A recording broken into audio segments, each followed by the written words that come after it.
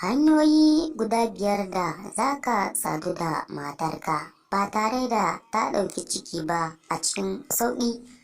'Yan uwa, ina muku fatan alkhairi gaba ɗaya.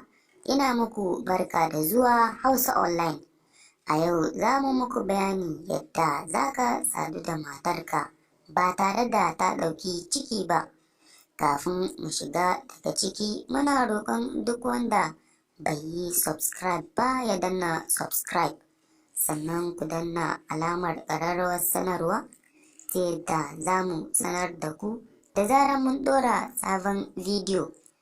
Wani likita da ya ƙware a harkokin jima'i, Damian Abar, wanda aka fi sani da Sabi Doctor, da yake fira da Premium Times, ya ce kamata ya yi ma'auratan da ba su buƙatan haihuwa da wuri su tanadi ko kuma su yi amfani da dabarun bada tazaran iyali da zai kare su daga ɗaukan ciki na tsawon shekaru da dama.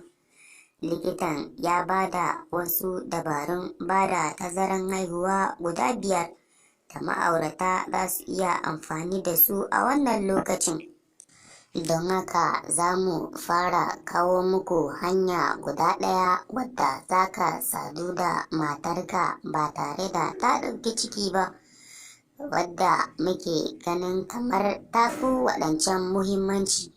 Wannan hanya dai ita ce, a lokacin da kake kan saduwa da matarka, a lokacin da kake yi ka ji alamun za ka kawo, maimakon ka yi a ciki sai ka zare ka yi a waje.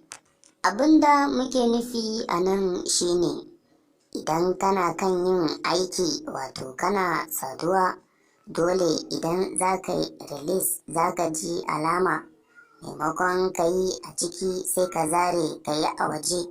Muna ganin wannan hanya ita ce hanya mai muhimmanci da ya kamata 'yan uwa su bi, sannan muna fatan hakan zai taimaka.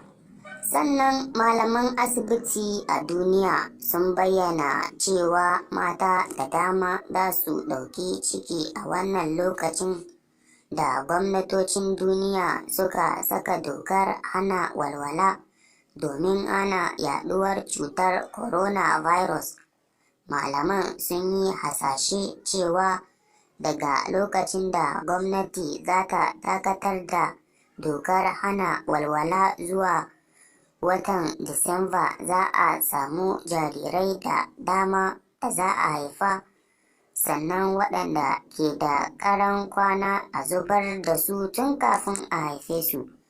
Don haka za mu kawo muku ci gaban wannan bidiyo ɗauke da sauran hanyoyi guda 4, su ma suna da matuƙar muhimmanci.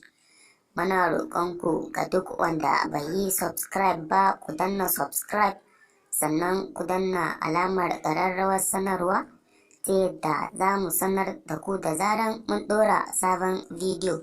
Daga ƙarshe muna roƙonku ku tura wa 'yan uwa domin su ma su amfana. Mun gode naku a kodayaushe Hausa Online.